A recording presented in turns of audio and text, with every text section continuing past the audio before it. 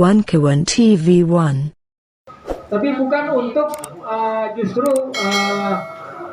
mengurangi nilai perjuangan Anda, tapi ini mengenai persoalan perbuatan melawan hukum negara atau penguasa. Nah, ini saya pikir bagus untuk Anda share kepada kita, ya kan, supaya kita ada gambaran juga. Sekaligus juga mungkin ada pendapat lain dari Anda soal dugaan ijazah palsu ini. Saya persilakan. Terima kasih. Assalamualaikum warahmatullahi wabarakatuh. Alhamdulillah saya bisa ketemu sama teman-teman. Yang pertama saya mau menyampaikan satu hal yang mendasar tentang kebohongan. Jadi saya sedang menulis kebohongan yang dilegalkan. Jadi secara hukum di Indonesia ini kebohongan sudah dilegalkan melalui Undang-Undang Dasar. Jadi perlu diketahui, saya menemukan fakta bahwa Undang-Undang Dasar kita itu tidak dirubah atau diamandemen, tapi diganti. Dari situlah awal kebohongannya, diganti. Buktinya adalah bahwa namanya mirip. Tidak ada dokumen yang mengatakan bahwa Undang-Undang Dasar ini sebelum ada TAP MPR tanggal 10 Agustus 2002, tidak ada yang menyebut Undang-Undang Dasar NRI 1945, tidak ada. Terus kedua, dari temuan saya dulu sebelum penelitian dari Profesor Kailan bahwa namanya mirip, formatnya beda. Formatnya beda, itu artinya yang asli itu mukadimah, preambul, baru batang tubuh. Kemudian yang palsu, saya sebut palsu, itu adalah preambul, batang tubuh, itu aja. Yang asli batang tubuh, penjelasan, aturan tambahan, aturan peralihan. Batang tubuh sudah tidak asli. Nah, kalau yang palsu, batang tubuhnya itu isinya adalah 97% itu beda dengan yang asli. Dan yang menarik untuk memberikan kesan bahwa ini adalah dua produk yang sama, maka saya temukan bahwa babnya seolah-olah 16, tapi bab 4-nya kosong. Dalam ilmu hukum mungkin beliau lebih tahu, kalau ada bab yang kosong pasti bab di bawahnya naik menjadi bab di atasnya, tapi ini tidak dikosongkan. Terus kemudian untuk memberikan kesan 37 pasal, itu juga saya temukan pasalnya itu ada 20A, 20B, 20C, itu banyak pasal yang begitu. Nah, kemudian temuan saya ini dikuatkan oleh hasil penelitian Profesor Kailan dari Universitas Gadjah Mada bahwa memang 97% pasalnya berubah. Kebohongan berikutnya adalah di TAP MPR nomor 1 tanpa nomor tanggal 10 Agustus 2002. Kebohongannya begini, selain memang tanpa nomor, ini mungkin ahli hukumnya harus tahu. Kalimatnya begini di ayat A-nya. Undang-Undang Dasar Negara Republik Indonesia 1945 sebagaimana telah dirubah dengan perubahan pertama, kedua, ketiga, dan perubahan keempat ini adalah Undang-Undang Dasar Negara Republik Indonesia yang ditetapkan pada tanggal 18 Agustus 1945, diperkuat oleh Dekret Presiden 5 Juli 59, disetujui secara aklamasi oleh DPR pada tanggal 22 Juli 59. Artinya ini kebohongan berikutnya. Nah, akibat dari kebohongan-kebohongan itulah kita menjadi legal. Dikatakan bahwa ini kebohongan dalam fakta, dalam praktek. Dikatakan bahwa Indonesia adalah negara kesatuan, tapi realitanya ada senator, berarti ini semi federal. Itu kebohongan prakteknya. Kemudian dikatakan bahwa sistemnya presidensial, tapi semua pejabat eksekutif di bawah presiden di fit and proper oleh parlemen. Jadi kebohongannya ini. Nah, akibat dari kebohongan yang dilegalkan, hasilnya pasti kebohongan-kebohongan berikutnya, termasuk yang menjadi hasil pilpres bohong-bohongan itu, yaitu Presiden J ini. Jadi kalau ada Brigadir J, ini Presiden J. Oke, Om Jul, ini kita mau ke materi. pengalaman Anda itu. Pengalaman apa yang Anda dapatkan dengan PMA ini? Jadi yang saya ajukan perdatanya itu adalah sebetulnya didahului oleh laporan pidana. Ya, laporan pidana adalah pemalsuan dokumen. Seperti tadi bukti yang saya temukan itu ada fakta dokumen yang membuat ini bahwa ini dua produk yang berbeda. Ya, karena ini masih diklarifikasi dan saya waktu itu didampingi oleh Bung Apong, perdatanya jalan dulu. Gitu. Nah, setelah diolor-olor di tingkat pertama, maka NU katanya karena pengadilan negeri tidak berwenang mengadili sidang ini. Tapi anehnya tidak diberitahu siapa yang berwenang. Anehnya lagi saya diberi kesempatan banding, ya saya pakai banding itu. Banding itu di pengadilan tinggi hasilnya sama. Ada nggak saksi-saksi yang ditampilkan atau orang-orang yang digugat itu? Iya datang. Datang mereka. Pada saat mediasi seharusnya kan antara tergugat dan penggugat datang, tapi tidak boleh diwakili oleh penasihat hukum. Yang menarik nanti ini saya tunggu ini, yang menarik adalah Majelis Permusyawaratan Rakyat itu menunjuk pengacara yang ditandatangani oleh Ketua MPR. Padahal tidak bisa begitu. Harus sidang paripurna memutuskan bahwa MPR sebagai tergugat mendelegasikan pada orang. Jadi ini bukan ketua ini tidak punya wewenang untuk mewakili MPR. Tapi saya biarkan dulu. Nah, kembali pada masalah ini, kebetulan saya juga ketemu yang namanya Bambang Tri. Saya ketemu di tempatnya Legend Marinir Soeharto. Kalau ditanya siapa yang bohong, saya tidak bisa jawab. Karena begini, saya itu biasa bergaul untuk memancing atau meminta pertanyaan untuk membuktikan ini benar atau tidak, meragukan atau tidak. Itu sebagai dokter begitu. Pasien ini bohong apa tidak, itu kelihatan dari cara dia menjawab. Pertama, saya ingat waktu Jokowi undercover itu ada foto Bambang Tri dengan Presiden J waktu muda. Ada loh fotonya itu. Tapi waktu saya ketemu, saya tanya, Anda kenal enggak dengan Jokowi gitu. Jawabannya saya enggak kenal. Sudah beda dengan ini ya, faktanya beda. Terus kemudian berikutnya pertanyaan saya, bagaimana Anda bisa menulis demikian runtut sementara Anda tidak kenal? Saya sebagai jurnalis itu, saya melakukan riset sebagai jurnalis. Ya, sudah selesai itu. Jadi saya tidak pada posisi menilai mana yang benar apa yang tidak benar. Tapi yang jelas, lawannya ini yang sekarang sedang berkuasa ini, itu saya tidak menemukan kalimat dia yang benar. Jadi kalau dikatakan bohong, tidak benar. Nah, dari perspektif ilmu kedokteran, saya menilai figur ini punya kelainan kepribadian. Pertama, yang saya temukan ini inkonsisten dengan pernyataan-pernyataannya. Kemudian megalomania. Dia sebagai merasa dari raja. Biasanya raja itu punya 1 kereta kencana, dia punya 8 kereta kencana waktu di Medan itu. Itu megalomania indikasinya. Selain yang lain banyak tuh. Inkonsisten, kemudian tidak pernah merasa bersalah.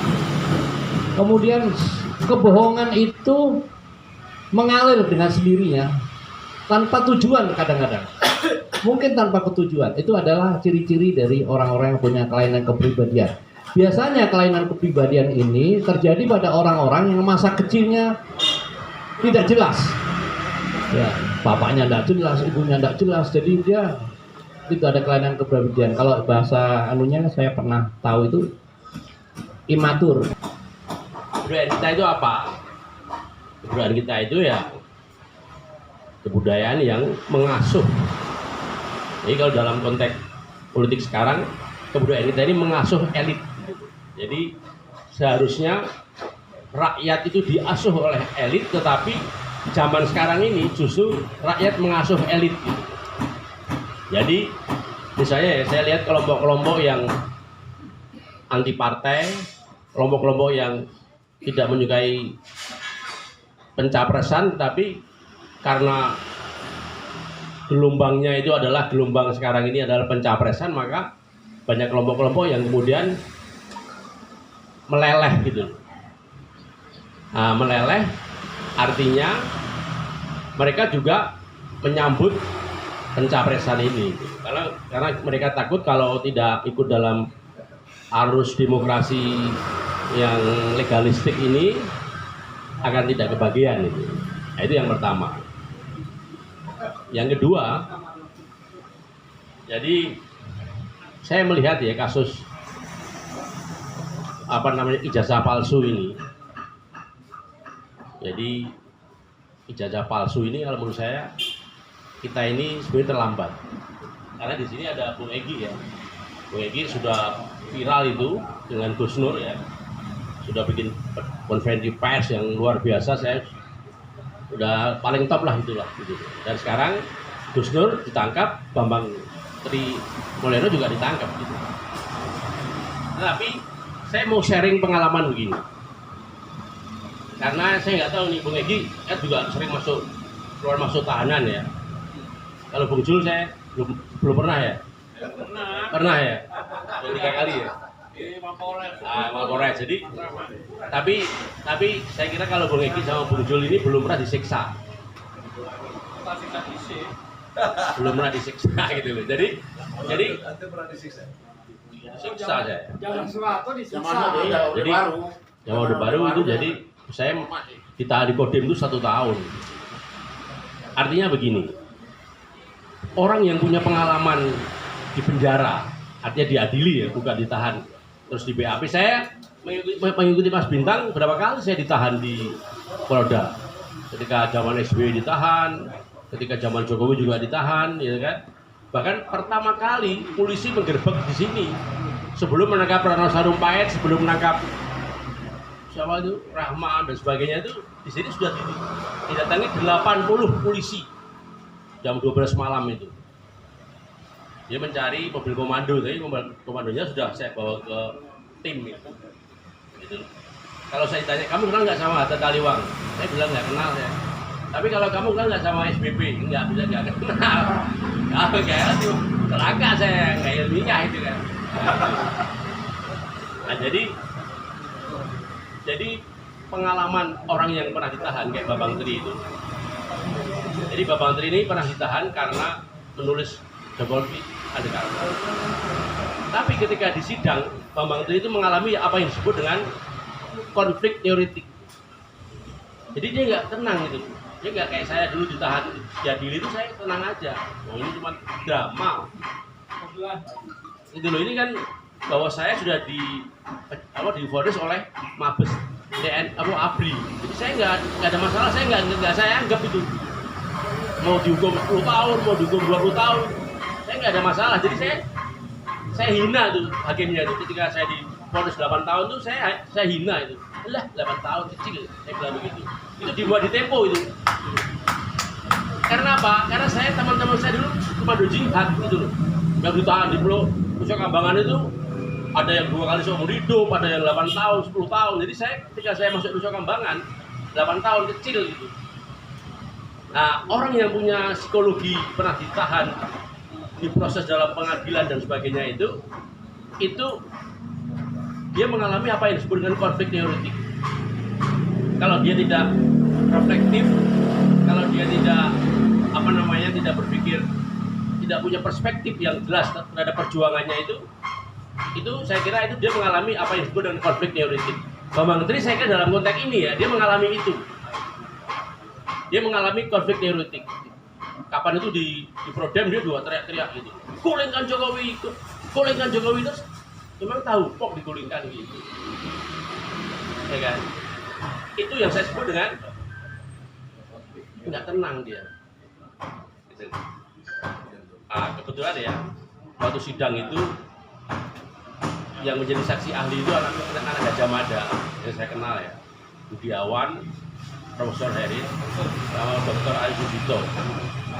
Itu juga mau diserang sama Bambang Tri ketika dia memberikan satu kesaksian itu. Artinya apa? Artinya Bambang Tri ini anti sains gitu. Tidak mau ilmiah gitu. Nah, jadi saya kira dalam konteks budaya ya, saya kira saya memberikan satu, tapi saya juga bersimpati dan katakanlah saya juga ikut prihatin dan saya juga mendukung itu. Bagaimana Al Mukarrom memerintahkan saya untuk bicara, saya datang bicara gitu. Memang kalau tapi saya tidak juga menganggap Jokowi nggak lama lagi udah lewat, ya kan? Lewat nggak lama lagi. Dan dia itu apa gitu loh? Jokowi itu ibarat jago itu apa? Dia tidak punya gacok gitu, nggak punya apa gacok itu apa Indonesia ini? Ini nggak punya pegangan atau bukan pegangan dalam arti jimat ya, tapi dia nggak punya apa yang dia ini kan. Jadi kalau saya di dalam berpolitik, saya lebih suka bicara soal sistem. Jadi bagaimana, apakah sistem yang menaungi politik kita ini sudah benar atau belum, itu soalnya. Kalau soal ijazah palsu dibandingkan dengan konstitusi palsu, levelnya kan kalah tinggi, gitu loh. Dan seperti tadi Bung Lapong mengatakan, kalau Jokowi ya, yang saya dengar dari teman-teman di istana, dia mengatakan begini, biarkanlah Bambang Tri joget, takilan itu, biarkan aja. Nanti kalau ada waktunya saya bicara, akan saya tunjukkan itu bahwa ijazah saya itu palsu atau tidak palsu. Itu kata Jokowi. Jadi orang Jawa itu punya kesabaran seperti itu. Itu loh. Karena orang Jawa itu membaca Al-Baqarah 154. Itu orang Jawa itu pokoknya sabar kalau sholat, yang penting gue. Gitu loh. Lawannya itu nanti, ya itulah. Jadi cara memimpin seorang Jawa, Jokowi bilang, itu kan nek sekti ojo mateni. Makanya ketika kami di Solo diskusi tentang orang hilang itu kami menangis karena apa? Ketika Jokowi menang ketika melawan Prabowo, yang dirangkul justru Prabowo-nya, bukan kami yang tertindas gitu loh. Nah jadi melihat dari sisi seperti itu, apa nih artinya pemimpin kayak gitu gitu? Jadi saya tidak pernah tertarik dengan Jokowi, dan saya mengatakan bahwa saya belum pernah jadi relawan. Misalnya ya, dulu Agus Lennon itu ditawari sama Denny J.A. untuk membaca puisinya Jokowi JK itu, dibayar 10 juta. Saya tolak itu, saya nggak mau. Karena apa? Kalau saya mau nanti ada di YouTube, gitu loh. Agus Lennon mau, Agus Lennon almarhum itu membaca itu, kalau di YouTube buka ada tuh. Saya nggak mau. Jadi saya tetap berjuang, dalam arti berjuang untuk hanya mendapatkan beras dan baju, uang untuk membeli beras dan membeli baju. Jadi saya berjuang tidak untuk kayak Rocky Gerung ya kan. Artinya menukarkan pikirannya dengan Luhut, nah, gitu kan. Apa artinya gitu? Saya malam-malam ditelepon sama mahasiswa di Taman Menteng itu. Mas, gimana caranya membaca Rocky ini ketika ketemu Luhut dan Gibran? Nah itu kalau menurut teori Bourdieu, filsuf Prancis itu, Bourdieu mengatakan sebagai intelektual publik, Rocky melakukan kekerasan simbolik, gitu. Jadi Rocky ini sudah melakukan kekerasan simbolik dengan dia bertemu dengan penindasnya itu. Jadi kalau di dalam teorinya Bourdieu itu ada namanya simulacra teori. Simulacra teori itu artinya apa? Artinya kolaborasi antara penindas dan yang ditindas. Nah dalam konteks ini Rocky sudah kolaborasi dengan penindas. Stockholm syndrome.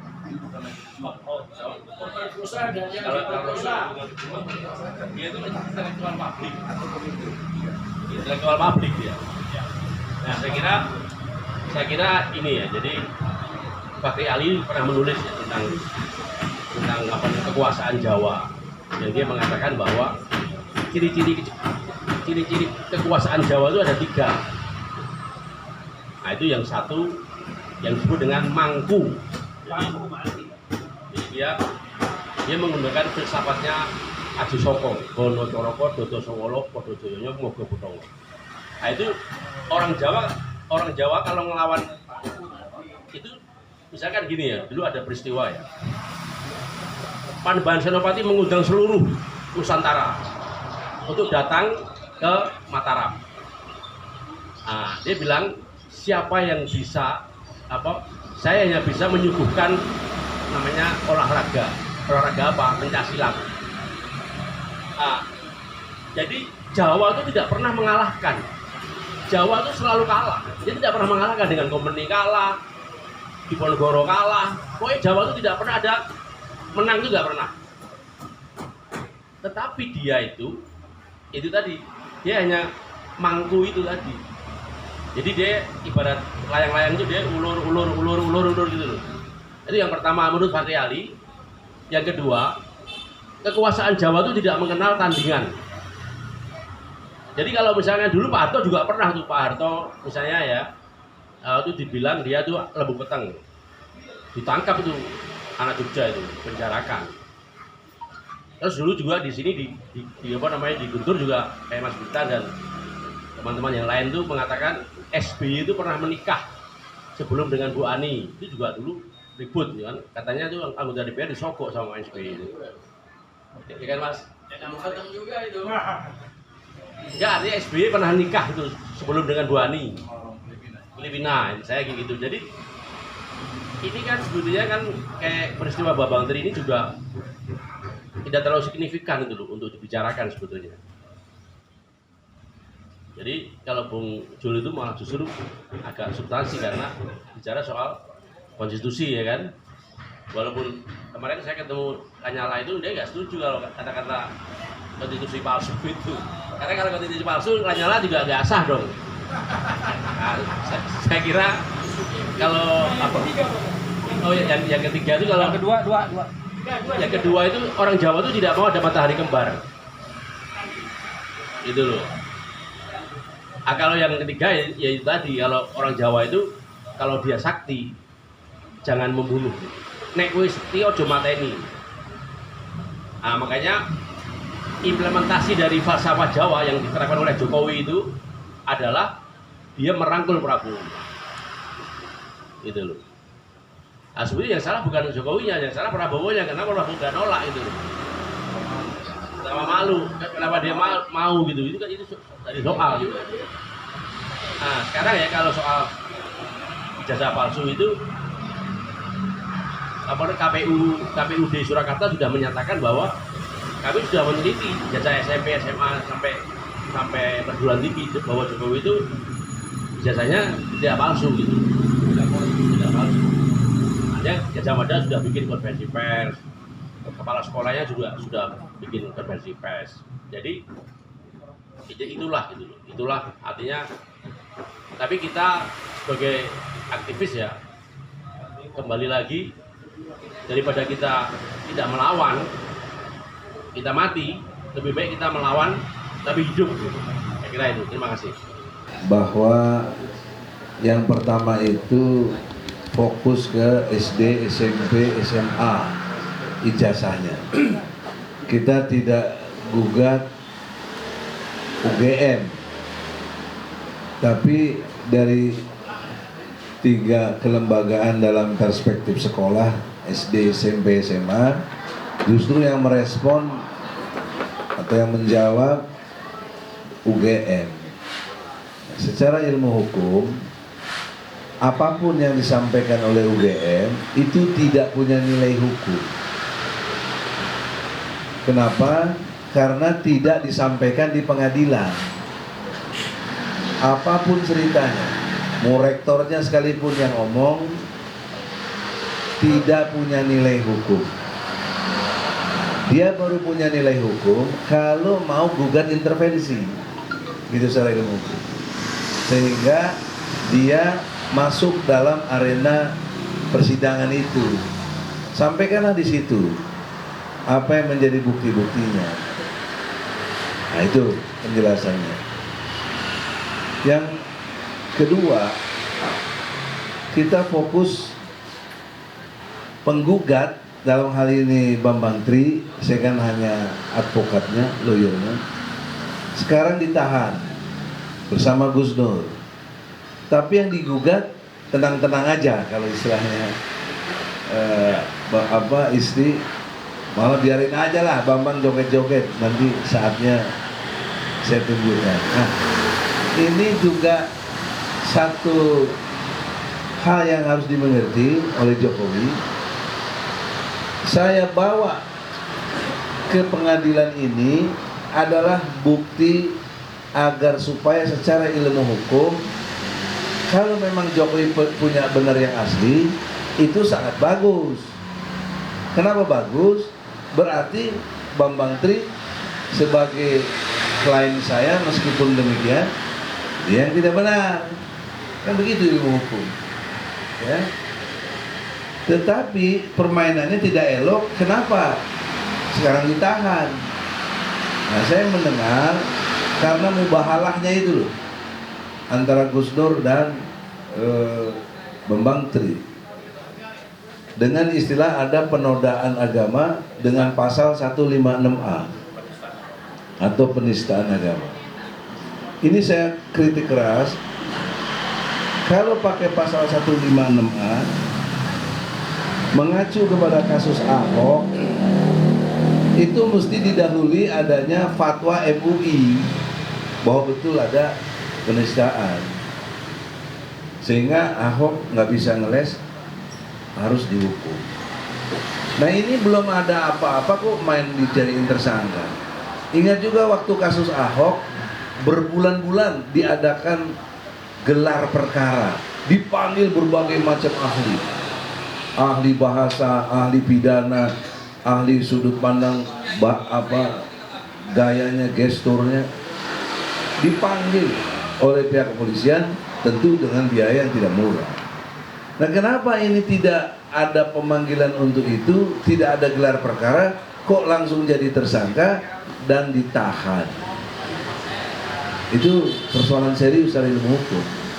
Jadi tidak equal hukum itu di depan kita semua manusia ini. Harusnya pasal 27 ayat 1 Undang-Undang Dasar 45 dipalsukan, ya, bahwa masih tertera di situ setiap warga negara berkesamaan kedudukannya dalam pemerintahan dan hukum tanpa kecuali. Nah, indikasi-indikasi apa yang terjadi untuk supaya didiamkan keadaan ini, seperti Isti sampaikan dan juga tadi Dr. Jul sampaikan, ada kebohongan di tingkat Bambang Tri. Tetapi saya tidak boleh, karena saya advokatnya, saya sudah mengajukan beberapa bukti-bukti untuk ditampilkan di pengadilan. Maka pendapat saya, sepanjang bukti-bukti yang disampaikan Bambang Tri tidak terbantahkan, Bambang Tri benar. Itu ilmu hukum, bos. Gak bisa di background karena Anda tadi ngomong, oh dia suka bohong, waktu kecil padahal kenal, bilang gak kenal. Nah, ini Jokowi begini sengaja. Enggak berlaku dalam ilmu hukum, itu nggak berlaku. Yang berlaku secara ilmu hukum, Bambang Tri benar karena dia telah menggugat resmi ke pengadilan, dan tentunya kita ngajukan ke pengadilan itu bukan tanpa penjelasan dan lain sebagainya. Kalau nggak, ngapain diterima oleh pengadilan? Nah, oleh karena itu ukurannya adalah apabila tanggal 18 Oktober hari Selasa pekan depan Jokowi tidak datang, berarti dia pembohong besar seperti Anda sampaikan, lihat. Tapi saya berharap Jokowi datang, karena waktu saya gugat pertama dia nggak datang. Jangan lupa Jokowi 2021 saya gugat terhadap berapa tuh 62 kebohongannya. Salah satunya mobil SMK, katanya ada 6.000 unit yang sudah pesan. Kemudian buyback Indosat, Indosat nggak dibeli lagi. 10 juta tenaga kerja, ternyata Cina yang datang. Ya, kemudian impor, nggak boleh ada impor. Tahunya impor terus berturut-turut, termasuk garam, beras, ya, gandum, dan beberapa bahan pokok lainnya yang berkait dengan pangan, impor semuanya. Hari Ramli ungkap kenapa impor? Karena ada $30 per 1 tonnya fee yang didapat. Nah, itu yang ngomong Rizal Ramli. Saya nggak bidang ekonomi, saya hukum. Jadi oleh karena itu, saudara-saudara, saya khawatir dalam perspektif hukum, pengadilan nanti dikondisikan lagi seperti pengadilan yang pertama. Sudah benar saya di atas on the track, saya udah susun betul kebohongan-kebohongannya itu, tiba-tiba putusan pengadilannya itu harusnya jadwal sidang jam 1, jam 12.45 diputuskan. Berarti belum sidang, tapi sudah diputuskan bahwa pengadilan tidak berwenang. Mana saya? Ya. Teman-teman aktivis juga relatif nggak ada yang bantu. Kita sendiri tuh buat Jokowi. Dan confirm saya benar. Kenapa Jokowi nggak datang? Padahal dia sudah bersumpah menurut pasal 9 Undang-Undang Dasar 45, dia bersumpah demi Allah sebagai presiden dan wakil presiden akan menjalankan undang-undang sebaik-baiknya dan seluruh-seluruhnya demi nusa dan bangsa. Demi Allah. Ternyata dia digugat tidak datang, kan tidak menjalankan undang-undang. Itu satu poin penting tentang moral juga, ya. Jadi saya bisa saja pendapat orang Jawa begitu, tapi fakta tidak bicara begitu, ya. Yang ada bicaranya justru banyak kebohongannya yang nyata. Nah, pemimpin-pemimpin dusta itu ada di Al-Quran, surat Al-An'am ayat 123. Jadi banyak pembesar-pembesar di negeri-negeri manapun yang kelakuannya mendustakan. Dia sebagai pendusta kepada rakyatnya. Eksplisit itu pendusta. Al-An'am ayat 123. Kalau tadi yang antum sebut Al-Baqarah salah ayatnya, bukan 154, 153. Nah, kalau 154 tentang orang yang mati syahid, dia tidak akan mati walaupun orang melihatnya dia mati.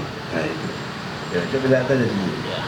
Jadi karena itu saudara-saudara, dalam konteks yang ke depan ini, in position saya sekarang sebagai advokat masih berkeyakinan yang bohong itu Jokowi, gitu. Itu logikanya. Kan kalau Jul nggak bisa jawab, ini nggak bisa jawab, saya jawab. Kenapa? Sepanjang tidak dibantah gugatan saya tanggal 18 itu nanti. Harusnya sih ini persoalan ece-ece sebenarnya, benar daripada kondisi. Kenapa? Kalau Jokowi tidak pakai falsafah yang pura-pura tadi begitu, biarin aja Bambang trik joget-joget, nanti kutunjukkan yang aslinya. Kenapa begitu sama rakyat? Kalau dia benar waras ya istilahnya juga, ya. Karena si anaknya bilang Bambang Tri nggak waras, ya. Karena katanya kan waktu jadi wali kota, gubernur, itu kan juga pakai ijazah yang itu juga. Kok sekarang baru digugat? Nah, kalau sekarang kenapa baru digugat? Ya Bambang Tri baru ketemu. Ini kan bikin bukunya yang kedua, undercover kedua, khusus tentang ijazah. Jadi gitu, jangan anaknya Jokowi nggak ngerti ilmu hukum juga. Dia udah jadi pejabat, jadi jangan tidak berpendidikan omongannya. Kenapa baru sekarang? Nah kalau orang awam kan, oh iya kenapa? Ya karena baru sekarang baru ketahuannya. Ini bagaimana? Baru sekarang ketahuannya, baru sekarang hasil penelitiannya dari si Bambang Tri. Kan dia datang, nggak mungkin saya nggak prudent, saya periksa, saya lihat, oh iya benar. Oh benar, dan segala macamnya yang menurut pikiran hukum saya ini benar. Nah sampai detik ini Jokowi tidak membantah. Seperti misalnya UGM juga, UGM pakai diksi meyakini. Secara ilmu hukum itu tidak dibenarkan. Kalau pakai ilmu hukum mestinya memastikan dan menyatakan ini ijazah asli. Itu ilmu hukum. Kalau meyakini itu wilayah keimanan. Anda yakin sama Islam, saya enggak misalnya, kan nggak bisa dipaksa. Saya meyakini kok. Nah itu tidak intelektual kalau dari segi metodologinya begitu. Dan yang kedua, tidak ada nomor pokok, tidak ada nomor kemahasiswanya waktu itu, enggak ada. Terus dekannya juga beda. Yang 3 periode, dekan yang Pak Sumitro udah meninggal itu, waktu itu dia dekan semasa mahasiswanya Jokowi. Tapi yang tanda tangan bukan nama si profesor itu, Pak Sobiqo. Itu kan bukti-bukti yang sangat jelas. Ah, ini tim saya datang nih, Pak Hazinuddin, sini. Semoga bisa menambahkan, ya. Sini bos, ya, tim lawyer. Ah, terus. Mantap. Jadi saudara-saudara, di dalam kesempatan ini statement saya sampai detik ini sebelum ada bantahan terhadap apa yang digugat oleh Bambang Tri, maka yang bohong adalah Jokowi. Allahu Akbar. Itu ilmu hukum, ya, nggak boleh disalahin kita kesimpulan begitu, karena kita sudah ajukan gugatan, sudah terukur, tidak bisa terus dibilang kok itu ngawur dari mana? Kenapa lo nggak bantah? Kenapa nunggu joget-joget, Bambang? Kenapa? Kan nggak bisa jawab kalau bisa gitu itu. Harusnya bantah dong. Ini kan demi kemaslahatan bangsa. Karena implikasi hukumnya serius, saudara. Kalau Jokowi tukang cendol, kita mah nggak repot. Ini Jokowi presiden, punya implikasi hukum. Dia tanda tanganin hutang. Nah, kalau dia penandatangan hutang ternyata dia presiden palsu, kan kita bisa persoalkan di internasional, nggak mau bayar hutang karena yang hutang tuh presiden palsu. Itu loh. Mantap. Itu logika hukumnya jarang orang mengerti. Juga kebijakan-kebijakan yang saya sudah ambil sampai memenjarakan saya juga dan Mas Bintang itu, sama-sama ketemu di Polda itu konteksnya kan harus batal demi hukum. Sampai sekarang saya masih tersangka, harusnya udah SP3. Nah, tapi kalau ini terbukti ijazahnya palsu, udah bukan SP3 lagi. Jokowi ini yang berhenti jadi presiden. Berhenti, gak bisa nggak berhenti. Makanya kita gugat juga MPR. Karena kewenangan itu ada di MPR, bukan di pengadilan. Nah, supaya itu. Dan kita gugat juga KPU. Karena KPU yang menerima ijazah-ijazahnya itu. Nah, menariknya waktu wali kota Pak ya, pakai Dr. Andes, betul. Waktu presiden pakai insinyur, itu kita teliti lihat, ada. Bagaimana bisa begitu? Nah itu kan kalau dia bilang punya yang asli, jadi saya bingung gimana itu mau menjelaskannya itu. Kemudian foto yang dipakai itu almarhum Heru Mulyono, adik iparnya, yang sekarang istrinya itu jadi istrinya ketua MK, Usman. Nah itu di Instagramnya Jokowi, si Heru itu dianggap dirinya karena foto itu yang dipakai untuk ijazah, dan istrinya Heru, si Idayati, adiknya Jokowi, dianggap Iriana. Ada buktinya. Nah, nanti kita bertarung secara data. Ah, kita mau surati, kalau bagus juga aktivis mau bantu, kita datangi ke MK menanyakan kenapa istri Anda nih kok bohong gitu loh.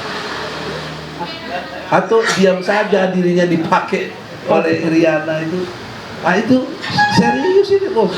Jadi jangan dikira kita ece-ece juga. Ini implikasi hukumnya serius. Ya. Kalau Egy Sujana nggak ada yang cece, besar aja. Kalau Egy Sujana nggak ada yang cece, besar aja. Ya alhamdulillah. Nah makanya kita kesini, saya bagi tugas ini. Tadi habis dari Mabes mungkin ada berita-berita bagus tambahkan. Tapi kata kunci dari saya adalah Jokowi pembohong. Gitu. Aplaus dulu. Sepanjang, jangan juga dituduh kita macam-macam. Sepanjang tidak membantah gugatan Bambang Tri. Kalau nanti di pengadilan Bambang Tri bisa dikalahkan data-datanya, Bambang Tri pembohong dan harus dihukum juga. Itu yang benar. Jadi kita ini lawyer itu nggak boleh membela kalaupun klien kita, nggak boleh. Kita harus pakai etika lawyer itu osjubedil, objektif, sistematis, toleran, jujur, bener, adil. Itu teorinya. Sehingga nggak boleh dengan subjektivitas. Kalau polisi malah subjektif. Kenapa? Itu main tangkap aja coba. Gus Nur sama itu subjektif, tidak objektif.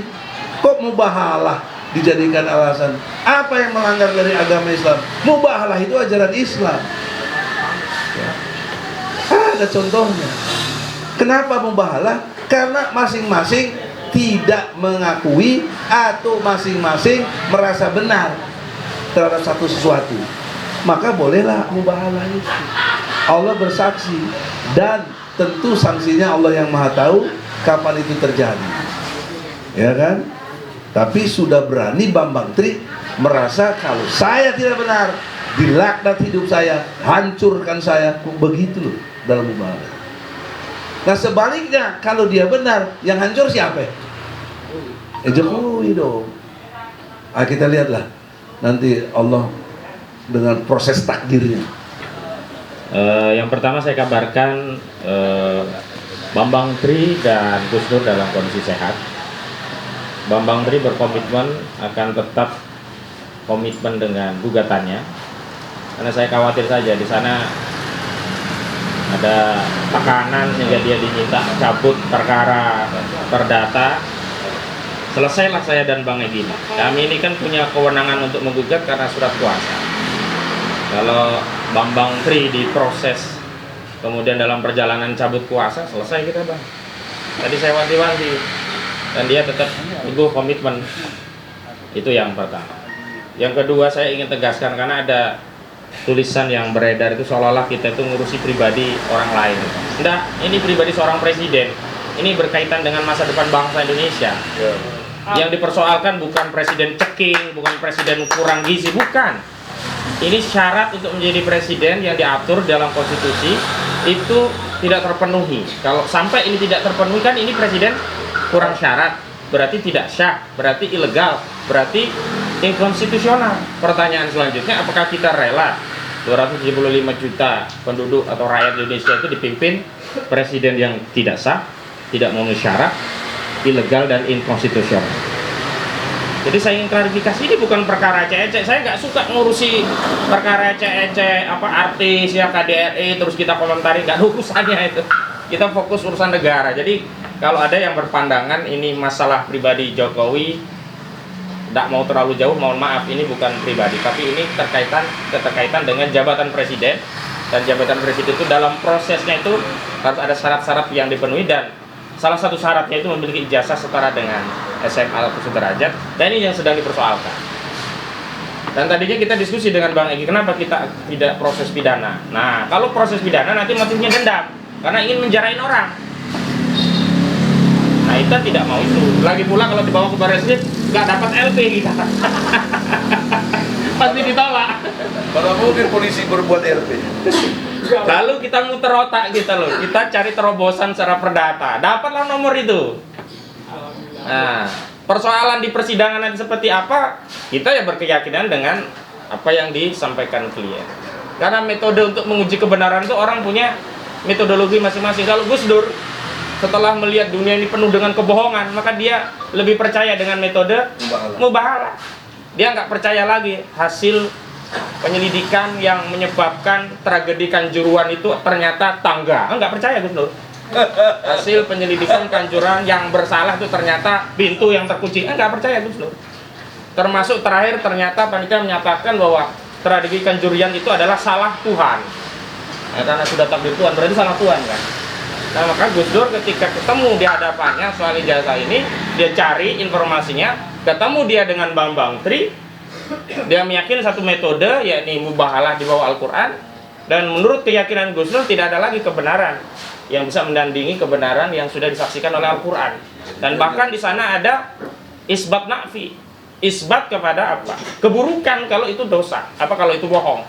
Nafi apa? Barokah dijauhkan kalau sampai dia bohong. Jadi menurut Gus Dur ini adalah cara dia untuk memverifikasi sebuah kebenaran. Sedangkan kami tim lawyer, ya walaupun yakin itu, tapi secara hukum tidak objektif. Makanya kami bawa ke pengadilan. Di mana kebenaran itu bisa diuji secara hukum? Di pengadilan.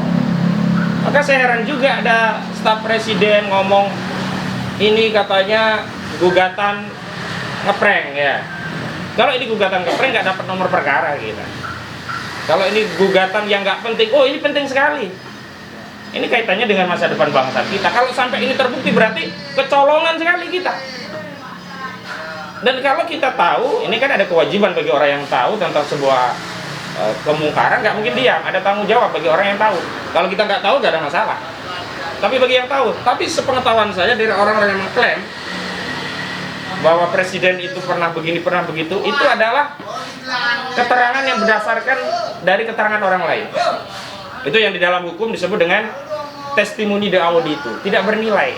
Kalau kata bahasa Arab itu qala wakilah. Konon katanya, ya nggak bernilai. Menurut mantan suami saya, dia itu begini. Lah kalau mantan suaminya bohong, berarti kan nggak bisa diterima keterangan itu. Yang ngomong itu Nani Esdayang. Oh enggak, saya nggak ngomong itu. Saya ngomong. Ya, tapi saya baca ada penulis namanya Nani Esdayang ngomong begitu, gitu. Jadi kita tidak sedang beradu argumentasi di sosial media, gitu loh.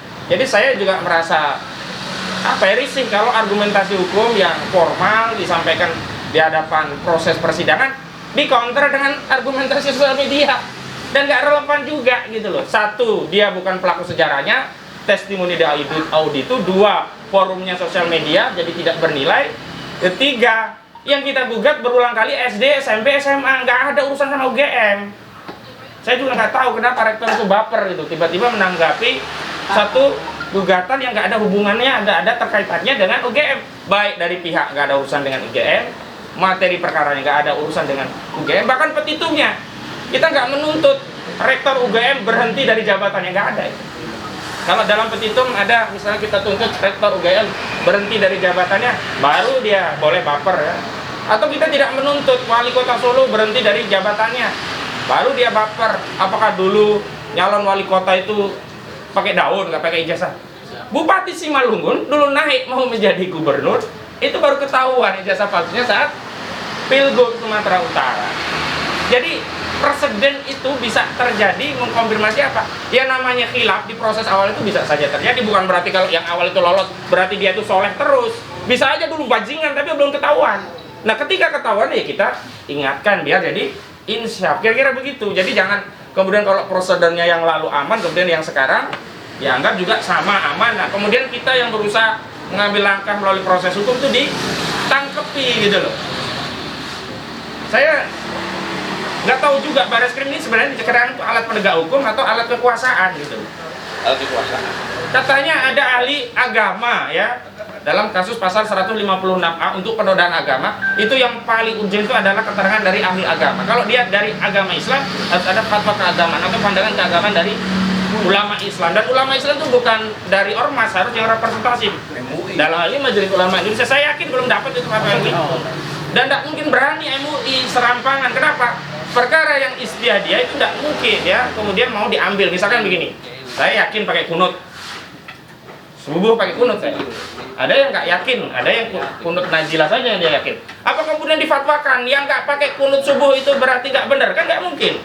Perkara-perkara istiadia itu MUI nggak mungkin akan mengadopsi ini haram itu, enggak, dikembalikan sesuai dengan pandangan masing-masing. Dan Gus Dur punya pandangan kayak gitu, ya kita hormati. Mungkin ada metode mubahalah yang lain yang tidak sama walaupun sama dengan mubahalahnya, ya kita hormati. Sama saja kan bacaan-bacaan sholat juga tidak seragam. Nah hal-hal yang seperti ini kan harusnya selesai dalam diskursus intelektual, jangan dipaksa dengan pasal. Ya kayak gini nih enak nih kalau kayak gini kan. Kalau kayak gini nih kan enak, kita bisa mendapat keterangan. Kalau saya keliru ada bantahan, nanti kita adu lagi. Kalau semuanya sudah pakai pasal ya akhirnya kita bisa memahami. Justru sebaliknya kita tuh memahami. Ini ijazah ini benar-benar bodong. Soalnya kalau nggak bodong harusnya berani bertarung di pengadilan. Penangkapan tuh yang ini mengkonfirmasi ini ijazahnya bodong. Bener. Nah nih, tapi sekali lagi kemarin KPU Pusat juga ngomong kayak gitu, offset juga dia. Karena dia jadi anggota KPU, komisaris KPU itu baru tahun 2022 sampai 2007. Kok dia ngomongin pemilu 2019? Dia memang KPU lama, tapi di Bekasi apa urusannya? Dia nggak pernah memverifikasi syarat seorang presiden, paling calon bupati Bekasi ya. Itu bohong ya? Bohong. Maksud saya begini, terlepas bohong atau tidak, salah atau benar, orang itu bicara sesuai kapasitasnya. kalau bahasa orang Jawa itu empan papan ya, ukur baju gitu loh. Jangan semua ingin menjilat ya dalam rangka menyenangkan pimpinan, semua bicara, semua nyebokin. Harusnya balik lagi, siapa yang berak? Dia aja yang suruh nyebokin, ngapain? Orang yang lainnya berak kita nyebokin, iya kan? Sampai hari ini nggak ada klarifikasi dari presiden. Dan dalam asas hukum perdata, sesuatu yang disampaikan tapi tidak dibantah, dibenarkan. Perdata itu sederhana. Nah ini, saya juga nggak tahu nanti hasilnya seperti apa, tapi kami juga sudah melihat ini ada upaya-upaya untuk melemahkan proses gugatan. Jadi kita nggak bisa persiapan lebih intensif. Nanti Bang Egi katanya sidang meminta terhadap majelis agar Pak Bambang tadi itu bisa hadir gitu, terutama nanti saat mediasi. Tapi kita nggak tahu lah nanti. Sebentar, Mas Ahmad. Ya. Bukti-bukti yang Anda perlukan itu baik pada saat menggugat maupun di pengadilan nanti Anda sudah amankan itu. Kalau saksi kan sudah ada daftarnya, tetapi kan tetap lewat klien lagi karena dia yang menghubungi. Dia itu kan merunut seperti orang mengumpulkan hadis ini. Ketemu rawi, ketemu saksi-saksi dia kumpulkan. Nah, kami ya ketutup ini, makanya kita upayakan masih tetap kita kejar saksi-saksi. Kalau ahli, kita bisa upayakan misalkan ahli tata negara. Apa implikasi seorang presiden yang tidak memenuhi syarat? Apakah kalau dia harus berhenti, prosesnya harus kembali ke DPR melalui hak menyatakan pendapat, baru ke MK, baru ke MPR. Kalau kami kan punya pandangan, karena dia menyatakan berhenti ya langsung ke MPR. Nah, kita butuh ahli tata negara untuk menegaskan ini. Ahli perdata, PMH. Apa yang dimaksud PMH? Apakah orang yang menyerahkan bukti tidak otentik, bukti yang di dalamnya mengandung kekeliruan, itu perbuatan melawan hukum atau perbuatan yang sesuai dengan hukum? Nah, ini kita udah siapkan semua. Nah, kalau bukti apa cacatnya saja itu sudah ada di buku Jokowi undercover-nya itu sendiri yang sudah juga banyak beredar. Tapi ini yang kita baca gitu loh. Kita itu diajak bertarung secara fair. Nah, ini sudah ada upaya-upaya yang membuat pertarungan ini menjadi tidak seimbang, tidak fair. Nah.